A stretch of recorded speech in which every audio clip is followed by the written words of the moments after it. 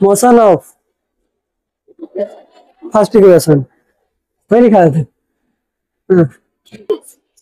हाँ।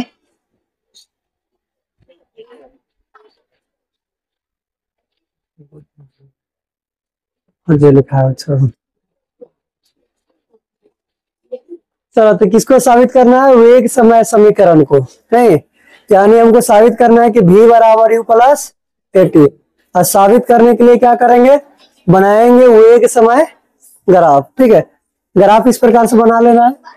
देख लो एक बार इसको, ये x अक्ष हो गया, ठीक है, y अक्ष हो गया। वेग को कहाँ लेंगे, y अक्ष पर, और समय को कहाँ लेना है, x अक्ष पे। ठीक है, और ये यहां से कोई वस्तु जो है चलना प्रारंभ करती है जिसका त्वरण समान है, त्वरण क्या है, हाँ, और सरल रेखा में चलती है, किस पर, सरल रेखा में। और जो उसका प्रारंभिक वेग है u ना, यानी u से चलना प्रारंभ करती है, और उसका अंतिम वेग है ना, चलते चलते क्या हो जाता है लास्ट में v। ठीक है, तो लास्ट में क्या हो गया, अंतिम में क्या हो गया, v हो गया। ठीक है, तो v हो गया। इसके बाद क्या करो, इसको आराम से नीचे की तरफ मिला दो, जहां मिलाएंगे वहां पे v लिख लो। फिर इसको क्या करो, यहाँ मिलाओ, यहाँ v के जगह क्या लिखेंगे, d लिखेंगे। और सेम इसके समांतर यहाँ पे रेखा खींच लेनी है, मैं OE के समांतर इसको मिला देंगे यहाँ पे, और जहां मिल गया वहां पे क्या लिखेंगे, C। हो गया। तो इस प्रकार से ग्राफ बना लेना है। अब देखो इसी चीज को मान लो, क्या मतलब विशेष प्रतिक्रिया में इसी को लिख लेना है। मान लेंगे कि माना कि कोई कण एक समान त्वरण a से, यानी एक समान त्वरण किसे, a से, और प्रारंभिक वेग u से गतिशील है। यानी मान लिए कि त्वरण क्या है, एक समान है, बता भी दिए थे कि त्वरण क्या है, एक समान है, और सरल रेखा में गतिशील है। ठीक है, उसका प्रारंभिक वेग क्या है, u है, नहीं टी समय के बाद, या कह सकते हैं टी सेकेंड के बाद, टी समय के बाद जो है उसका अंतिम वेग क्या हो जाता है, v हो जाता है। ठीक है, तो प्रमाणित करके दिखाना है, क्या होगा, v बराबर u प्लस एटी। क्या साबित करना है, v बराबर u प्लस एटी। और देखो परमाण में क्या ले लेंगे, चलो परमाण में सबसे पहले क्या करो, जो हम वेग समय समीकरण हम प्राप्त कर रहे हैं, यानी वेग समय ग्राफ जो v बराबर u प्लस एटी साबित कर रहे हैं, उसको निकालने के लिए क्या करेंगे, वेग समय ग्राफ के ढाल से निकालेंगे। ठीक है, हम लिखाए होंगे तुमको कि वेग समय ग्राफ के ढाल से त्वरण का परिमाण मिलता है। किसका परिमाण मिलता है, त्वरण का।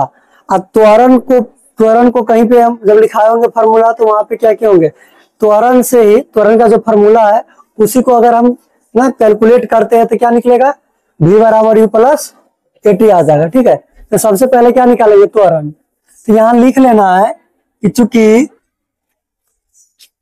वेग समय ग्राफ, चलो परमाणु में लिखेंगे ना, परमाणु में क्या करना है, लिखेंगे चूंकि वेग समय ग्राफ के ढाल से त्वरण का परिमाण मिलता है।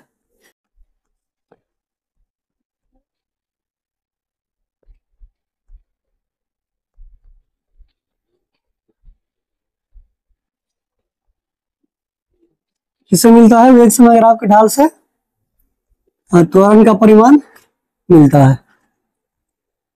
ठीक है, इसी को लिख लेना है कि वेग समय ग्राफ के ढाल से क्या प्राप्त होता है, त्वरण। ठीक, अब देखो इसीलिए ढाल का मतलब ये हो गया कि इसकी जो रेखा है किस प्रकार से, ये जो है ना, ये बी, ये इसकी ढाल है। ठीक है, यानी त्वरण है।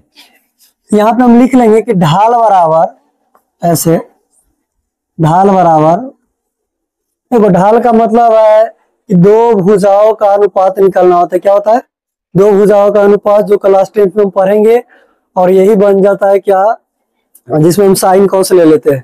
ठीक है, दो भुजाओं का अनुपात निकालेंगे, यहाँ पे BC और किसका निकलेगा, AC का। ये एक त्रिभुज है कि नहीं है ना, तो ये एक त्रिभुज है, अगर त्रिभुज के अनुसार हम लेते हैं इसको AB का, AB बराबर यानी ढाल निकालते तो क्या आएगा, BC बटे ये AC। तो यहाँ हम लिखेंगे BC बाई AC या BC अपॉन AC। क्लियर हो गया, BC अपॉन AC। अब क्या करो, या देखो BC को जो है ना, ढाल को हम क्या बोलेंगे, AB बोलेंगे, AB लिख देंगे। BC को क्या करो, देखो BC के जगह हम क्या लिख सकते हैं, जैसे इसका प्रारंभिक वेग U है, तो चलना तो यहां से शुरू किया होगा ना, चलना यहां से शुरू किया होगा, तो यहां से यहां तक आएगा तब तो भी लिखेंगे। और ये जो हम लेते हैं इस भुजा के, ये इसके बराबर में आ जाता है, जबकि यहां से लेके यहाँ इसके बराबर मानना चाहिए। ठीक है, तो इसके बराबर में कौन होगा, ये पूरी, ये यहां से यहां तक, हाँ ये पूरा ले लेंगे, इसके बराबर में आ जाएगा। यहाँ क्या लिखना है हमको BC की जगह, कि B क्या हो जाएगा, B पूरा आ गया, पूरा।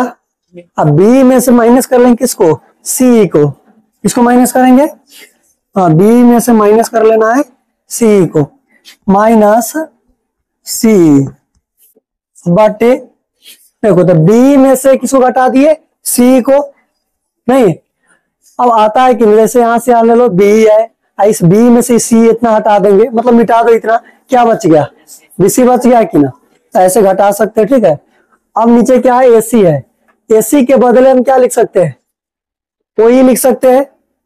चलो देखो, तो AB बराबर क्या हो जाएगा, मतलब BC के जगह क्या लिख लेंगे, B माइनस C, ना इसको माइनस करने के बाद क्या आ जाएगा, देखो पूरा BC में से C हटा देंगे तो क्या बचेगा, BC बच जाएगा। फिर क्या है, यानी B में से C हटाएंगे तो BC बचेगा। AC की जगह हम क्या लिख सकते हैं, यहाँ देखो AC के बराबर में क्या है, OE है। ऐसे भी देख सकते हैं कि ये दोनों है ना, एक तरह से ये जो बन रहा है आकृति क्या है, आयत है, आयत है, तो आयत के आमने सामने की भुजा समान होती है ना, तो AC के बदले हम क्या लिखेंगे, OE, क्या लिखेंगे, OE। या AB को देख लो, AB को क्या करते हैं, फिलहाल रहने देते हैं AB बराबर। अब B को देखो, B की जगह हम क्या लिख सकते हैं, भी लिख सकते हैं, और C की जगह क्या लिख सकते हैं, क्यों लिख सकते हैं ना, चेंज कर देते, हो गया, चेंज कर दो। AB को क्या लिखेंगे, AB क्या लिखेंगे, A यानी त्वरण है। B क्या है देख लो, B क्या है, पूरा B है, अंतिम वेग है, ठीक। और C क्या हो जाएगा, C की जगह क्या लिखेंगे, U, चेंज एक्सचेंज कर दे, चेंज कर देते, रुको ए भी रहने दो, ठीक। अब B को है ना, B, ये जो भुजा है ये इसके बराबर में होगा ना, यहाँ क्या है OD, यहाँ पे लिख देते हैं OD माइनस, ये जो C है किसके बराबर में हो गया, OA, यहाँ डाल देते हैं OA, OE है जो OE ही रहेगा। ठीक है, चलो कोई दिक्कत, आगे देखो AB के जगह आप क्या लिखेंगे, A, और OD को क्या लिखेंगे, B माइनस OA को क्या लिखेंगे, U, और OE को T। हो गया, क्या साबित हो गया, A बराबर B माइनस U बटे T, यानी क्या साबित कर लिए, त्वरण। कभी कभी पूछ देगा किसी भी करे कि A बराबर B माइनस U बटे T हो, तो आराम से ऐसे साबित कर सकते हैं, यहाँ पर छोड़ देना, लिख देंगे प्रूव्ड। अब इसी त्वरण से क्या निकलेगा, देख लो यहाँ पे क्रॉस गुना करो तो क्या हो जाएगा, B माइनस U बराबर क्या है, AT होगा, B माइनस U बराबर AT, या B बराबर U को उधर ले चलते, U किस में चला गया, प्लस में, AT प्लस में पहले से है ना, यही नहीं साबित करना था, B बराबर U प्लस AT, हो गया, देखो प्रूव्ड।